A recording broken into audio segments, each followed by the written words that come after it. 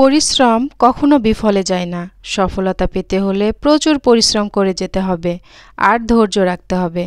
জীবনের মূল্যবান পুরস্কার পেতে পরিশ্রম প্রয়োজন। পরিশ্রমের মধ্যেই লুকিয়ে আছে আপনার সফলতার চাবিকাঠি। বিসমিল্লাহির রহমানির রহিম। আকিব রাফিদ মাম বলছি। সবাইকে আসসালামু আলাইকুম। আশা করছি যে যেখানে আছেন সুস্থ আছেন, ভালো আছেন। আল্লাহ তাআলার অশেষ রহমতে আমরাও বেশ ভালো আছি, আলহামদুলিল্লাহ। আমি কিন্তু আজকের ব্লগটা রান্নাঘর থেকেই শুরু করেছি।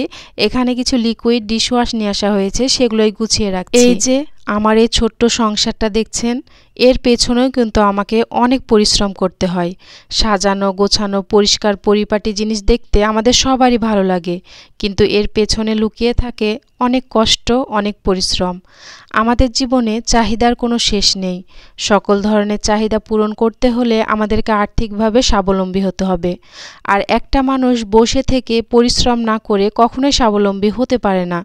পরিশ্রম হলো সফলতার মূল মন্ত্র। কম বেশি সকল মানুষেরই স্বপ্ন থাকে, তবে খুব কম মানুষই আছে যারা কঠিন পরিশ্রমের মাধ্যমে স্বপ্নকে বাস্তবে রূপ দিতে পারে। ধৈর্য সহকারে সঠিক সময়ে সঠিক কাজ করলে খুব সহজেই সফলতা পাওয়া যায়। রাতারাতি সাফল্য বলতে কিছুই নেই, সব সাফল্যই সময় বয়ে নিয়ে আসে। এর জন্য কঠোর পরিশ্রম করে যেতে হবে। পরিশ্রমই হচ্ছে সাফল্যের মূল চাবিকাঠি। এদিক দিয়ে কিন্তু আমি আমার রান্নাঘরের পুরো শোকেসটাই খুব ভালো মতো পরিষ্কার করে নিয়েছি। শোকেসের সব কিছুই বের করিনি, শুধু সামনের দিকগুলো একটু একটু করে পরিষ্কার করে নিয়েছি, আর গ্লাসগুলো খুব ভালো মতো পরিষ্কার করে নিয়েছিলাম। আর এখন এই যে নিচের দিকের এই ফ্রাই প্যানগুলো আমি সবগুলো বের করেছিলাম, তারপরে খুব ভালো মতো পরিষ্কার করে জায়গাটা আবারও সব কিছু গুছিয়ে রাখছি। আসলে এগুলো আমার প্রত্যেক দিন রান্নার কাজে লাগে, নিয়ে আবার রাখি, এর জন্য খুব তাড়াতাড়ি এলোমেলো হয়ে যায়। এগুলোকে একটু সুন্দর মতো গুছিয়ে নিলাম। আর এই যে নিচের দিকের এই বাটি গুলো দেখছেন, এগুলো কিন্তু অনেক সময় অনেক কাজেই লাগে, এজন্য সব সময় আমি সামনের দিকেই রাখি, যাতে করে হাতের কাছেই আমি পেয়ে যাই। তো আমার ছোট ছেলেটা এসে সারা দিনে এগুলো কতবার যে ফেলে আর আমি কতবার যে গুছিয়ে রাখি তা কিন্তু বলে শেষ করা যাবে না। পুরো শোকেসটাই খুব ভালো মতো গুছিয়ে নিয়েছিলাম। আর এখন ইলেকট্রিক চুলাটা পরিষ্কার করে নিচ্ছি। ইলেকট্রিক চুলার নিচের দিকের এই ফ্যানটা কিন্তু কয়েকদিন পর পরে আমি পরিষ্কার করি, তো বেশ কিছু ময়লা জমেছিল, এজন্য আজকে আবারও পরিষ্কার করে নিচ্ছি। আসলে সকল মানুষের মধ্যে ধৈর্য ধারণ করার ক্ষমতা থাকলেও সকলের ধৈর্য ধারণ ক্ষমতা এক না। যে মানুষ জীবনে যত বেশি ধৈর্য ধরতে পারে সে জীবনে ভালো কিছু অর্জন করতে পারে। একটা প্রবাদে আছে, ধৈর্যের ফল মিষ্টি হয়। কোনো জিনিস পাওয়ার জন্য পরিশ্রম করা এবং অপেক্ষা বা সবুর করাই হচ্ছে ধৈর্য। আমাদের জীবনে ভালো কিছু অর্জন করতে হলে কঠিন পরিশ্রম এবং ধৈর্য ধারণ করার কোনো বিকল্প নেই। সকল পরিস্থিতিতে আমাদেরকে ধৈর্য ধারণ করতে শিখতে হবে, না হলে আমরা জীবনের প্রতিটা পদক্ষেপে ব্যর্থ হব। এদিক দিয়ে বেশ কিছু আম খুব ভালো মতো আমি ধুয়ে নিয়েছি, এখন এগুলোকে খোসা ছাড়িয়ে নিব। আসলে প্রতি বছরই দেখা যায় কিছু আমের জুস বানিয়ে ডিপ ফ্রিজে আমি রেখে দেই। এই বছরে সেরকমভাবে সময় পাইনি, এজন্য করাও হয়নি। তো এখন তো আমের শেষ সময়, প্রায় আম শেষ, বাসাতে বেশ কিছু আম ছিল, তো ভাবলাম আজকে এই জুস বানিয়ে ফেলি। আমার বাচ্চারা আবার আমের জুস খেতে ভীষণ পছন্দ করে, এজন্যই আমি বানিয়ে রাখি আর কি ওদের জন্য। তো এটা কিন্তু সারা বছর রেখেও খাওয়া যায়। আমরা অনেকেই জানি যে অনেক দিন ধরে ফ্রিজে খাবার রাখার ফলে এর গুণগত মান কিছুটা হলেও নষ্ট হয়ে যায়। আবার আমরা এও জানি যে বাইরে তৈরি করা জুসগুলি কতটা খারাপ পরিবেশে তৈরি হয়, কতটা খারাপ উপাদান দিয়ে তৈরি হয়। তো আমার কাছে সব মিলিয়ে মনে হয় যে বাইরের তৈরি খাবারের থেকে বাসার তৈরি খাবারগুলি ফ্রিজে রাখার ফলেও কিছুটা যদি গুণগত মান নষ্ট হয়ে যায়, তারপরে সেটা খাওয়ানোটাই ভালো। এজন্যই আমি সব সময় বাসায় জুস তৈরি করেই সেটা খাওয়ানোর চেষ্টা করি। দোকানের কেনা জুসগুলো কিন্তু আমি কখনোই বাচ্চাদেরকে খাওয়াতে চাই না, কিন্তু যখন বাইরে ঘুরতে যাই বা বেড়াতে যাই তখন বাচ্চারা বায়না ধরে বাইরের খাবার খাওয়ার জন্য, আর বাবারা কিন্তু রেডি হয়েই থাকে বাচ্চাদের আবদার পূরণের জন্য। তখন হাজার নিষেধ করলেও তারা সেই নিষেধটা শোনে না আর কি, তখনই দুই একটা করে কিনে খাওয়া হয়। তো এখানে সবগুলো আমি ভালো করে হাত দিয়ে চটকে নিয়েছিলাম। এখানে চাইলে ব্লেন্ডও করা যেত, তো আমি ব্লেন্ড করলাম না, হাত দিয়ে চটকে নিয়েছি, যেহেতু পাকা ছিল আমগুলো আর নরম ছিল, খুব একটা সময় লাগেনি। তারপরে একটা চালনির সাহায্যে চামচ দিয়ে ভালো করে ঘষে ঘষে সবগুলো রসই আমি বের করে নিয়েছিলাম। আর এখন এই যে বোতলে উঠিয়ে নিচ্ছি। তো প্রথমেই কিন্তু আমি এই চামচটা দিয়ে উঠাচ্ছিলাম, তো এই চামচটা দিয়ে উঠাতে গিয়ে অনেকটা দেরি হয়ে যাচ্ছিল, এজন্য পরবর্তীতে আবার একটা বাটি দিয়ে খুব তাড়াতাড়ি সবগুলো বোতলে আমি আম উঠিয়ে নিয়েছি, মানে আমের রসগুলো আর কি উঠিয়ে নিয়েছি। এই যে আমের এই রস বা আমের জুস যেটাই বলি না কেন, এটা কিন্তু একেবারে অরিজিনাল খাঁটি, এর মধ্যে খারাপ কোনো কিছুই নাই।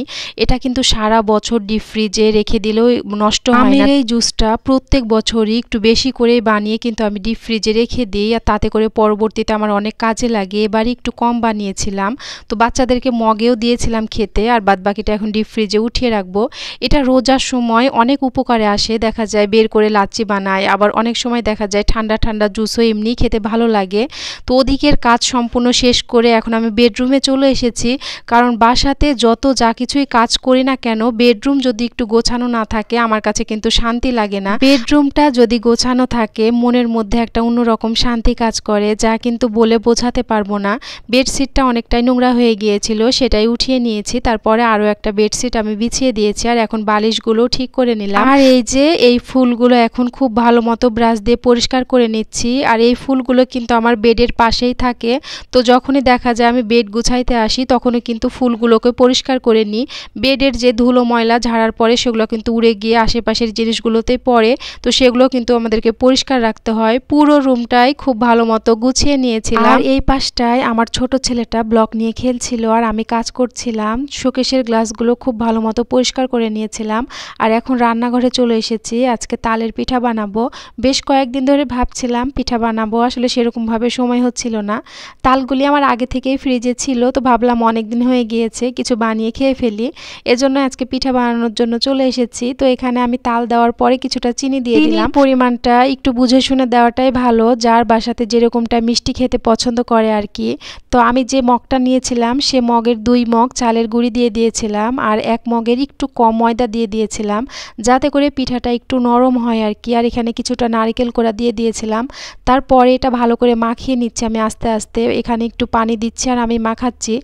এটা কিন্তু অনেকটা মাখানোর উপরে নির্ভর করে পিঠাটা কতটা নরম থাকবে।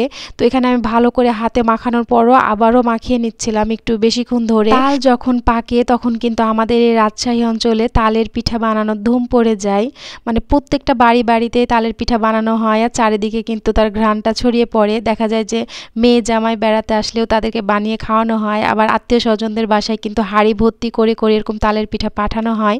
তো আগে তো ভয়ে সাহসী পেতাম না বানানোর, এখন নিজের সংসারে এসে কিছুটা হলেও চেষ্টা করি মানে নিজের বাচ্চা কাচ্চাকে খাওয়ানোর জন্য আর কি, নিজের হাতে। আমার মা তো আমাকে বানিয়ে খাওয়ায়, এখনও পাঠায়, তো আমিও আমার বাচ্চাদেরকে বানিয়ে খাওয়ানোর চেষ্টা করছি, সেখান থেকে আপনাদের সাথে শেয়ার করছি। তো প্রথমবার একটু ভয়ে ভয়ে দিয়েছিলাম যে কেমন হয় না হয়, জন্য অল্প করে, তারপরে দ্বিতীয়বার একটু বেশি করে দিয়েছিলাম, তারপরে আবারও দিয়ে নিচ্ছি।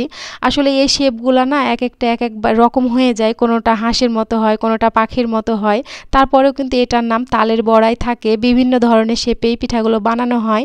তো আমার মা খালাদেরকে দেখতাম তারা কিন্তু অনেক বড় বড় সাইজ করে বানাতো, আমি কিন্তু অতটা বড় করে বানানোর সাহস পাচ্ছি না, মানে ভয় লাগছে, মনে হচ্ছে ভিতরের দিকে যদি আটা থেকে যায় আর কি, মানে কাঁচা ভাবটা যদি থেকে যায়, এজন্যই আর কি আমি ছোট ছোট করে বানাচ্ছিলাম। আমি তো আর মা খালাদের মতো অত এক্সপার্ট না, তো যতটুকুই পারি যতটুকুই পাচ্ছি ততটুকুই আপনাদের সাথে শেয়ার করছি। তো এখানে কিন্তু সবগুলো পিঠা আমি এক এক করে ভেজে নিয়েছিলাম, আর এর মধ্যে কিন্তু আমাদের খাওয়াও চলছে আর পিঠা ভাজাও চলছে। সবগুলো পিঠা ভেজে নেওয়ার পরে এখন আমি একটা প্লেটে উঠিয়ে নিচ্ছি কিছু পিঠা সবাই মিলে খাওয়ার জন্য আর কি। আর আজকে দুপুরে রান্নার তেমন কোনো ঝামেলা ছিল না, কালকেরই বেশ কিছু তরকারি ফ্রিজে রাখা আছে, খাওয়ার সময় সেগুলো গরম করে নিব আর কি, তাহলে হয়ে যাবে। আর এখন এই যে পিঠা ভেঙে আমি দেখিয়ে দিচ্ছি যে ভিতরের দিকে কোনো কাঁচা ভাব আছে কি না। তো এটা একটা ছোট পিঠা ছিল, ভেঙেছিলাম, তারপরে একটা বড় পিঠাও আমি ভেঙে দেখিয়ে দিচ্ছি যে ভিতরের দিকে কিন্তু কোনো কাঁচা ছিল না। আল্লাহর রহমতে পিঠাগুলো কিন্তু ভালোই হয়েছিল।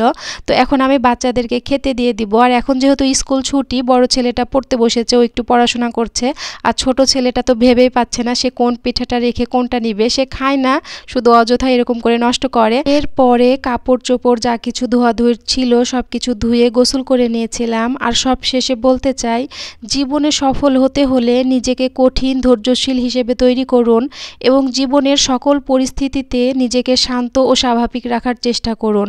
গতকাল যা পরিশ্রম করেছেন তার থেকেও বেশি পরিশ্রম করতে হবে, কেননা সেটাই কেবল আপনার সাফল্য বয়ে আনতে পারে। ধৈর্য এমন একটা গাছ যার সারা গায়ে কাটা, কিন্তু ফল অতি সুস্বাদু।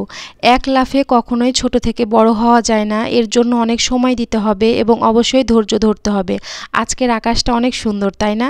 আজকের মতো এখানেই বিদায় নিচ্ছি। আকাশ দেখতে দেখতে সবাই সুস্থ থাকার ভালো থাকার চেষ্টা করবেন, আর আমাদের আমাদের জন্য দোয়া করবেন। আল্লাহ হাফেজ। আসসালামু আলাইকুম।